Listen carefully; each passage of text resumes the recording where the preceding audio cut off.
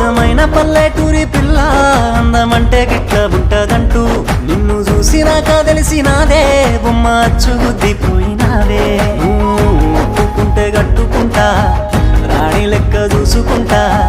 కన్న నీరు తెల్వకుంటా కంటి పాప లెక్క దాసుకుంటా నా ప్రేమ నీ మీదనే సీతమ్మ నీ తోడు నేనైతనే